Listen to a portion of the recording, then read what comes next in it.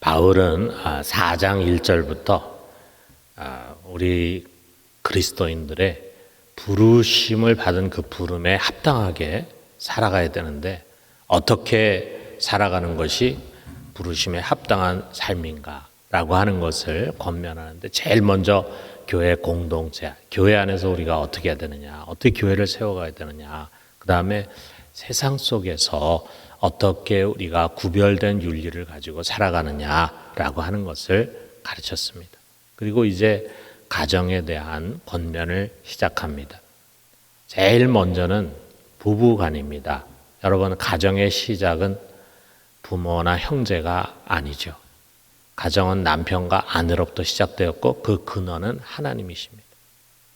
창세기의 말씀이 그것을 우리에게 잘 보여주고 있어요.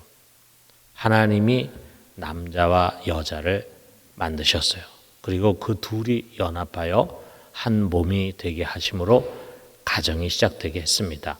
여기도 31절에 32절에 보니까 그러므로 사람이 부모를 떠나 그의 아내와 합하여 그 둘이 한 육체가 될지니 이 비밀이 크도다. 나는 그리스도와 교회에 대하여 말하노라 그랬어요.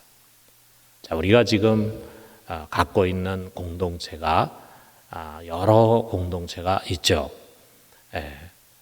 우리 가정 공동체도 있고 또 직장 공동체도 있고 교회 공동체도 있고 또 국가 공동체라고 하는 것도 있습니다. 근데 우리가 엄밀하게 보면은 그 중에서 국가라든지 교회라든지 하는 것은 우리가 죄를 지은 이후에 하나님께서 세상을 보존하고 세상을 구원하기 위해서 준비하신 그런 공동체라고 할 수 있어요. 그렇지만 교회, 가정 공동체, 직장 공동체는요, 인간이 죄를 범하기 이전에 이미 주어진 것입니다. 우리가 일하는 것과 가정을 세우는 것은 이미 창세기 1장과 2장에서 하나님께서 세상을 만드시고 또 그렇게 되도록 해 주셨어요. 이것을 우리가 이제 창조 질서라고 말을 합니다. 아울러 우리가 이 남자와 여자가 한 몸이 되어서 가정을 이룬 그 속에 먼 훗날 그리스도와 교회의 연합의 비밀이 숨겨져 있다 이렇게 말하고 있어요.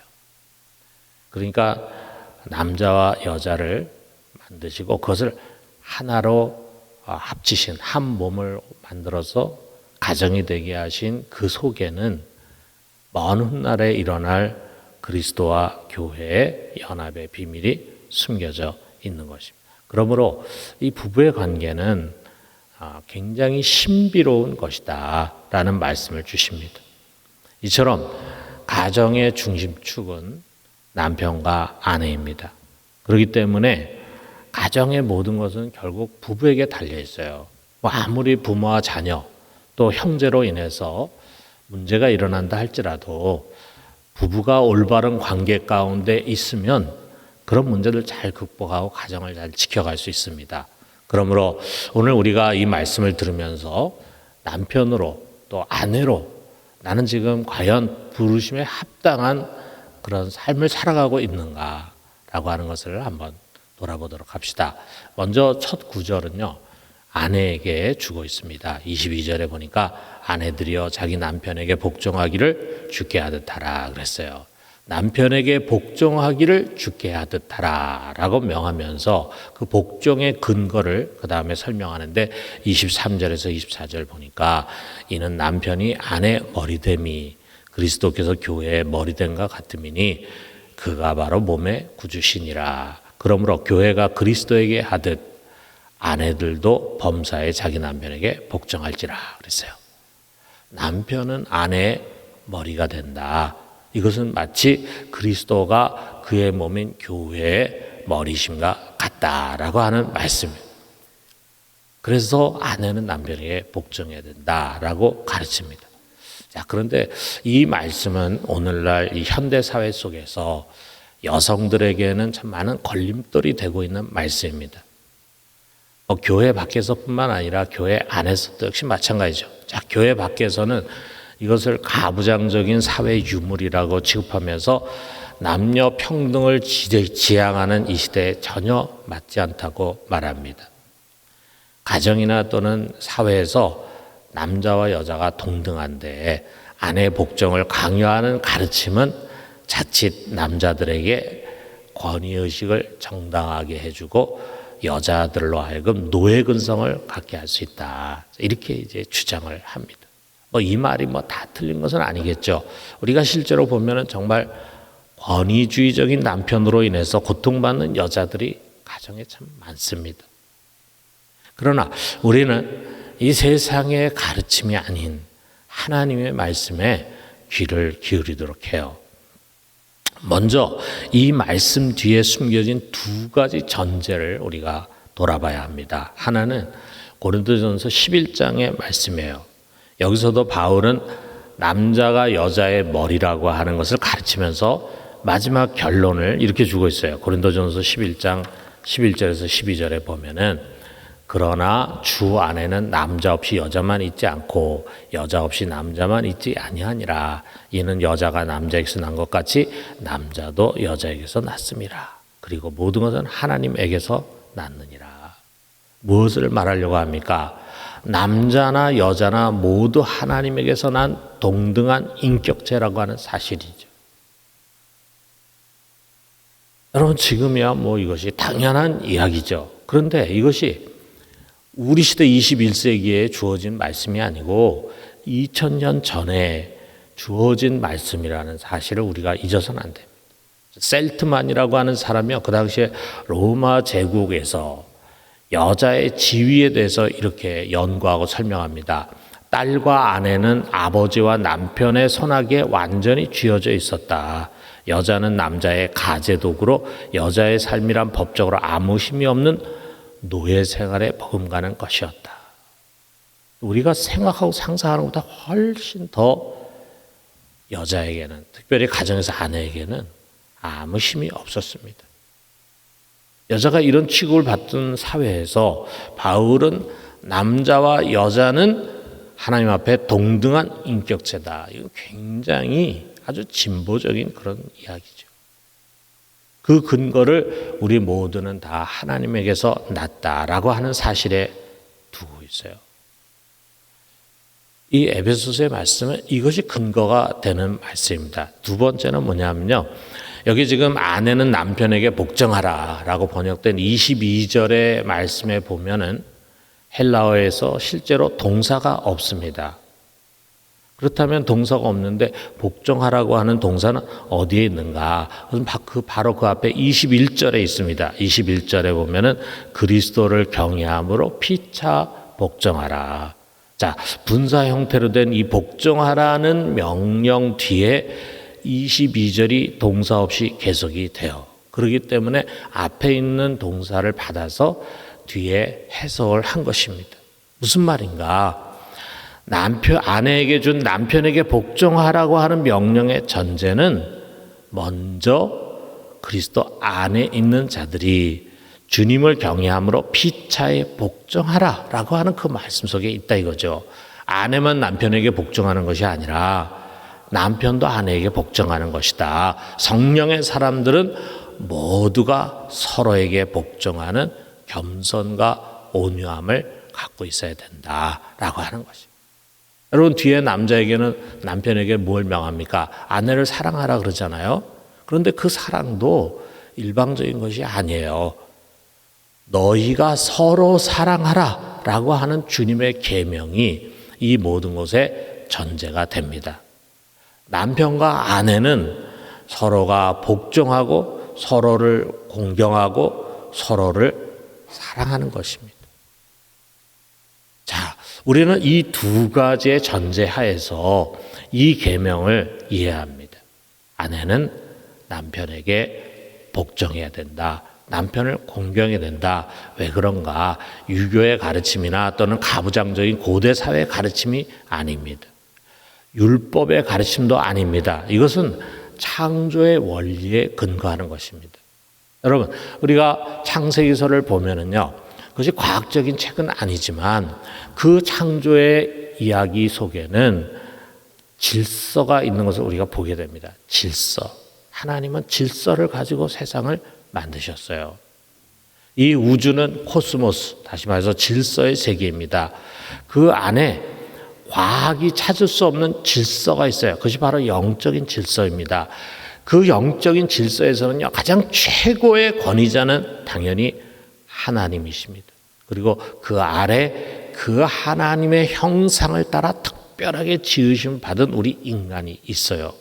그리고 하나님은 그 인간을 모든 피조물 위에 두시고 그들을 다스리도록 명하셨습니다. 그 인간 중에도 하나님은 남자로 하여금 여자의 머리가 되게 하셨습니다. 그뿐만이 아니죠.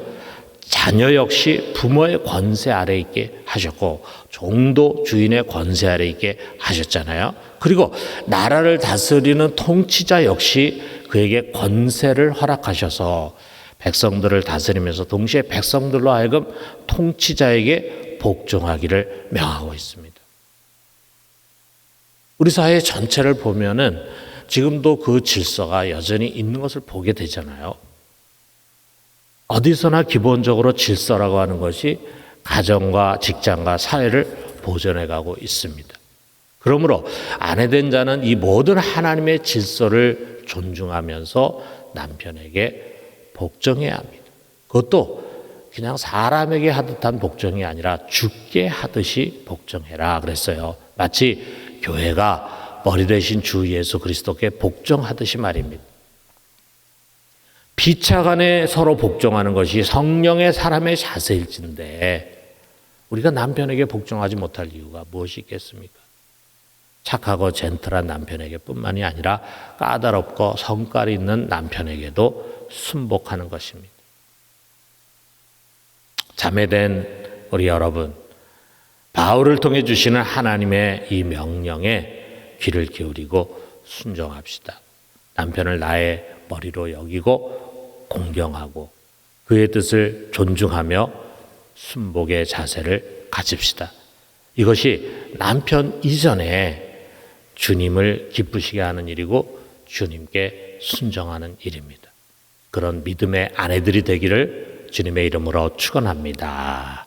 자, 남편들에게는 이제 어떤 말씀을 주십니까? 25절에 보니까 남편들아 아내 사랑하기를 그리스도께서 교회를 사랑하시고 그 교회를 위하여 자신을 주신같이 하라. 한마디로 아내를 사랑하라 이거죠. 그런데 어느 정도로 사랑을 하느냐? 주께서 교회를 사랑하심과 같이 사랑해라. 아니, 사랑하셔서 교회를 위해서 자기의 몸을 내어주심 같이 사랑하라 라고 하는 것입니다. 아내를 위해서 자신을 희생하고 내어주는 수준으로 아내를 사랑해야 된다라고 하는 말씀이죠. 또 이렇게 말씀하십니다. 28절에 보니까 이와 같이 남편들도 자기 아내 사랑하기를 자기 자신과 같이 할지니 자기 아내를 사랑하는 자는 자기를 사랑하는 것이니라. 자기 자신을 사랑하는 것처럼 또 우리가 우리의 몸을 잘 보양하려고 하는 것처럼 자기의 아내를 사랑해라. 그래서 결국은 아내를 사랑하는 것은 자기를 사랑하는 것이다 라고 하는 것입니다. 정말 아내를 소중하게 대할 것을 명하십니다. 여러분, 로마 시대에 남편이 아내를 함부로 다루는 것이 당연하던 그런 풍습 속에서 이런 성경의 가르침이라는 것이 얼마나 탁월한 것이었습니까? 하나님은 어떻게 보면 그 시대 아무 보호도 받지 못하는 여자들을 교회의 날개 아래 감싸고 보호하고 지켜주셨던 것입니다. 형제된 여러분, 바울을 통해서 주시는 이 하나님의 명령을 이 시간 가슴에 담고 순종합시다. 자기와 자기의 몸을 아끼는 것처럼 우리에게 주신 아내를 사랑합시다.